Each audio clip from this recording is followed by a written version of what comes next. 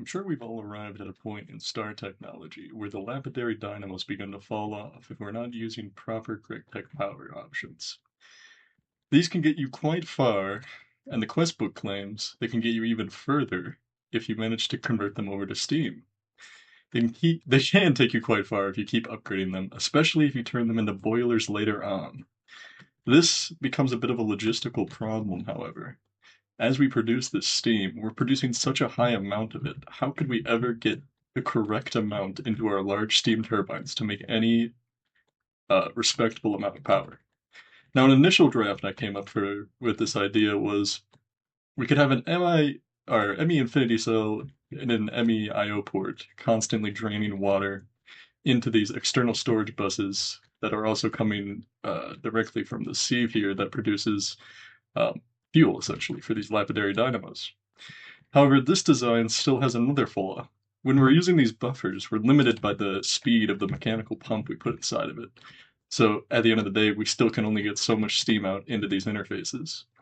This is why I iterated on this design and produced something far greater that should work all the way into LuV and maybe a little further depending on how far you think you can take it. So let's take a look at that. So here we are in the survival world that I've been working on for about 200 hours now. So this is my initial power setup. Power cables in this pack for Star Technology are almost non-existent based on what I've seen. I mean, you could use pipes, but I just put down a bunch of leadstone cells that feed each other. So this setup can make about 28,000 times 16 RF a tick, which is not too bad. However, the problem that you're going to run into is this burns field. This will absolutely rip through your field, and you will begin to dry up your reserves of diamonds or whatever you're using on your lapidaries. So then we come to the final design. So essentially what we have here is a subnet on the red channel, and we have a constant flow of diamonds coming into this interface. Now this interface wants to do nothing but get these diamonds out of it, right? Same with this MEIO port. It wants to do nothing but get this water into the system. Now the only system or the storage that the system can see is the dynamos themselves because they're actually attached to a storage bus. So as these interfaces and the IO port attempt to put things away, all they do is put the exact things we need into the boilers at a truly unbelievable speed to make sure we keep up with the throughput. And all of these boilers are running with EV upgrade kits, a EV auxiliary reaction chamber kit, and the multi-injectors kit. Of course, you could downgrade a lot of these components and still have a similar setup. So then we have a second subnet that comes off of the red subnet here on the yellow line. And you'll notice the buffer system is now gone. We've actually replaced it with storage buses. That's right, we're going to use the internal tank of the steam engine itself to move steam throughout our turbines. You can see all that steam that's stored. It's about, what is that, 10,000 buckets just from these external storage buses on these dynamos. Now, of course, when you get to this part, you'll see that we have some ME input hatches. You could, of course, always just grab a normal hatch of some sort. We'll just say like a LV input hatch and an interface. Now, because the way the throughput works with these things, you might have to do something where you grab all of the steam out of JEI and put it into each slot and then set it to the maximum amount in each slot so that the correct amount can get into your turbine to turn the correct amount of parallels. Now, with all of that said, only about 1.5 of these dynamos is actually active right now to turn out all of this power. And how much power are we making with this setup? Well, each one of these can make 12,288 EU. If we multiply that by 4, figure out how much we have. So let's see what that number is real quick. So the answer comes out to about 50,000 EU a tick or 200,000 RF a tick. And this is just a design choice of mine to get the power where I need it to be. We just put all the energy directly into an energy converter on the end here, plug it into a flux plug. Obviously, you don't want to have your factory running on full throttle 24/7, but for the moments when you do, just have a battery or something to put the energy into once you have a setup like this because it's going to make a lot of power very effectively.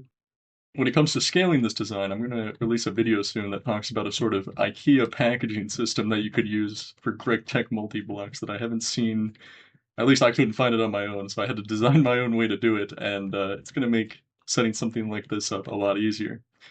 And if you do use these ME input buses, remember you can set the steam quantity to like whatever you want it to be. So this can take you quite far as the rotors level up and everything.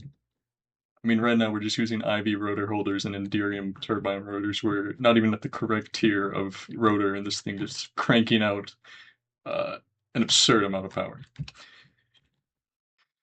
Let's actually design this in real time, because I know subnets can be an uncomfortable topic for some people. However, once you begin to use them, they kind of become the most important part of the GregTech experience. And so what we're going to do is we're going to put down some dynamos. You can use any amount that you want. And then we're going to put down some cables back here. Quartz fiber goes on. Now the quartz fiber here is going to prevent the data from the main network from entering our little lapidary network here. But we're going to get the energy so we can still move items around. Very important for what we're doing. Now, put an ME interface facing down into a export bus. We're going to grab another cable type just to keep things separated.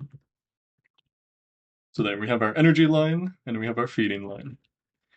Now, down here, let's just grab a creative energy cell. Obviously, this would represent your main network. I would expect this to be operating with a good amount of power and items in it. So we're just going to put down a little janky setup to.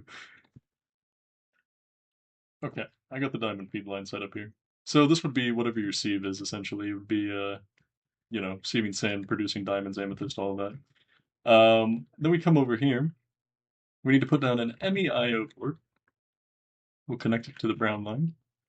We do not want this on the main network at all, because this is going to flood the system with water. Grab an infinity water cell, which is actually quite cheap. It requires a 16K storage unit, which isn't too bad for this part of the game, at least, when you're getting to this point. And we want to transfer into the system. So take all this water and put it in. That's why we have the arrow facing that way. So then we put our buses down. And these dynamos should turn on. Astonishing. So then we're going to grab some more smart cables, just to make it clear we're on another subnetwork now. Pull it off of this with another quartz fiber. Remember, we're only transferring the energy, not the data. Put another storage bus down. And then if you want to see the steam in the network, you can just grab an ME terminal, put it right here. And there is our steam. So the design's not too crazy, and once you have this yellow line set up, you essentially have a network that can just burst steam anywhere you need it to be. And upgrading it is very simple. If you start running out of steam, but you have more diamonds to burn, you can always just come into here, put down some more buses, link it all up, and we have just added another 4 lapidary dynamos to the setup with minimal effort, which was one of the things that I wanted to accomplish when I designed this. So there you go, another 4 dynamos, still producing steam. And this can probably just go for a while. I'm thinking it's probably, it's going to fall off eventually. It's not going to take you to the end of the game, but it will get you over some of the hurdles to get you to some of the better power options before you have to jump away from lapidaries, which is what I'm hoping for with this design. And of course, if you do want to get that steam out, you don't have access to ME hatches yet, just use some extended interfaces or interfaces in general, and you can always just set these to take the steam out, which we can actually see happen here. We put the steam in. There we go. So yeah, the whole network's ready to just blast steam wherever you need it to be.